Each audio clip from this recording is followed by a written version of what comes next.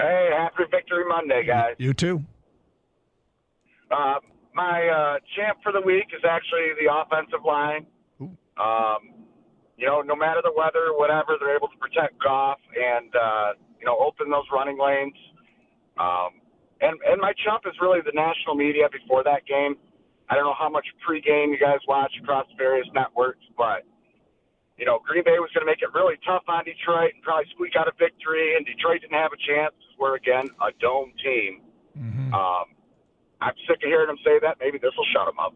It's pretty incredible because it's obviously all that stuff that resonated with the Lions. They love telling you about how they heard that they were a dome team. They heard that they couldn't play outdoors. And maybe you should champ the national media for bringing it up, because the Lions really seem to use that and use whatever you want. I think bulletin board material is more difficult to drum up once you're a professional.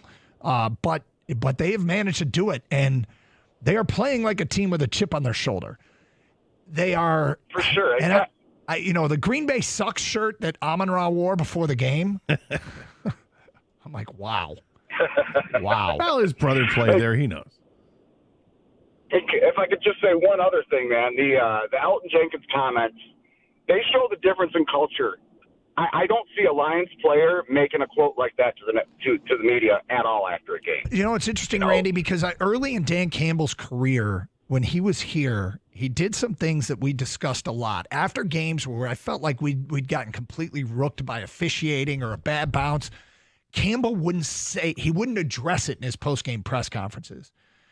And we talked about how that was an interesting approach, and we felt like we thought that Dan Campbell was like, I don't want to give the impression to my players that what we did was good enough and that it was robbed from us, because I don't want them feeling like they should feel anything but pain after a loss, and that we need to address what we need to address, and there's no excuses.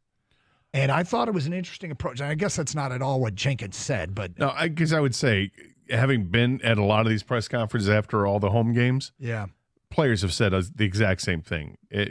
Without having to say that we're the better team, but the first part they say all the time, we didn't execute. If we execute, we win the game. And in losses, that is brought up every single loss. Every player will say, we didn't execute.